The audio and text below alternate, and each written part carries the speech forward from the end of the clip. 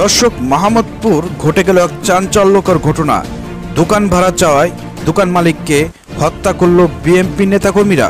আসসালামু আলাইকুম রহমতুল্লাহ। প্রিয় দর্শক, আপনারা স্ক্রিনে দেখতে পাচ্ছেন বিএনপি অফিসের বকেয়া ভাড়া চাওয়ায় মালিককে পিটিয়ে হত্যার অভিযোগ। চিন্তা করছেন আপনি, বিএনপির লোকজন তারা একটি অফিস ভাড়া নিয়েছে মালিকের কাছ থেকে।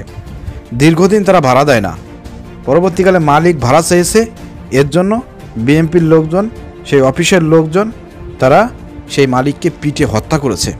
চিন্তা করে দেখছেন বিএনপি কোন জায়গায় পৌঁছে গিয়েছে। এটা হচ্ছে মাহমুদপুর ইউনিয়ন ৭ নং ওয়ার্ড বিএনপি কার্যালয়, আপনারা দেখতে পাচ্ছেন। ইতিমধ্যেই পুলিশ প্রশাসন সেখানে গিয়েছে, হয়তো আসামিদেরকে গ্রেপ্তার করার প্রচেষ্টা চালাচ্ছে। কিছু আসামি হয়তো গ্রেপ্তার হয়েছে। আমরা এই হত্যার তীব্র নিন্দা এবং প্রতিবাদ জানাচ্ছি এবং বিএনপির যারা উপর পর্যায়ে আছেন আপনাদেরকে বলতে চাই, এই যে মাহমুদপুর ইউনিয়ন ৭ নং ওয়ার্ড, এখানে যারা বিএনপি দায়িত্বশীল আছে তাদেরকে আপনারা দল থেকে বহিষ্কার করবেন, তাদের বিরুদ্ধে আপনারা অ্যাকশনে যাবেন। দেখেন, আমরা ৫ আগস্টের পরে এই ধরনের বিএনপি দেখতে চাই নাই যে তারা পিটিয়ে মানুষ হত্যা করবে। আরে ভাই, আপনারা নিজেরা মারামারি করে অলরেডি কিন্তু ১৫০+ আপনাদের নেতাকর্মীরা মারা গিয়েছে। চিন্তা করছেন, একটা দল ৫ আগস্টের পরে এখন ক্ষমতায় আসতে পারে নাই, নিজেদের দলের কর্মীকে নিজেরা হত্যা করেছে। গতকালকে আপনারা দেখেছেন চট্টগ্রামের রাউজানে, সেখানে বিএনপি ২ গ্রুপের সংঘর্ষে সেখানে আপনার কেন্দ্রীয় পর্যায়ের নেতাদেরকে হামলা করেছে।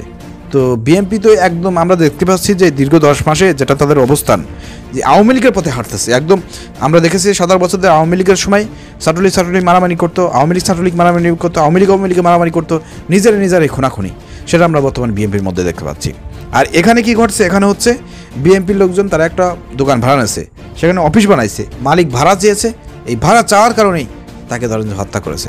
সেই অভিযোগ এসেছে এইখানের এই যে মোহাম্মদপুর ইউনিয়ন ৭ নং ওয়ার্ডের বিএনপির বিরুদ্ধে।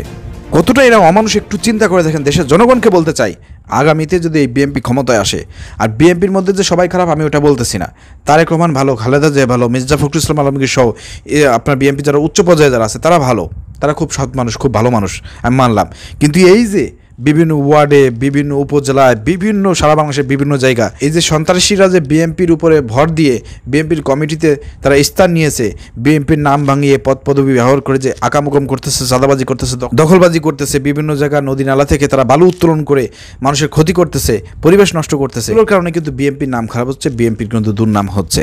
তো বিএনপি এই যে ইতিমধ্যে কিন্তু হাজার হাজার নেতাকর্মীদেরকে তারা বহিষ্কার করেছে, তারপরেও তাদের দলের নেতাকর্মীদের অপকর্ম তারা নিয়ন্ত্রণ করতে পারতেছে না। চারিদিকে একটা কথা উঠে গেছে যে দল তাদের নেতাকর্মীদেরকে নিয়ন্ত্রণ করতে পারে না, তারা ক্ষমতা আসলে পারে দেশের মানুষকে কীভাবে নিয়ন্ত্রণ করবে, তাই না? আমরা আশা করি যে এই যে মাহমুদপুর ইউনিয়ন বিএনপির যারা এই কর্মকাণ্ড ঘটিয়েছে, পুলিশ প্রশাসন তদন্ত করে যারা এর সঙ্গে জড়িত ছিল এই হত্যাকারীদেরকে আইনের আওতায় এনে তাদেরকে কঠিন শাস্তি প্রদান করুক, যাতে নেক্সটে সারা বাংলাদেশের কোথাও যাতে এই ধরনের ঘটনা, বিএনপির কোনো নেতাকর্মী এই ধরনের ঘটনা ঘটানোর সাহস যাতে না পায়।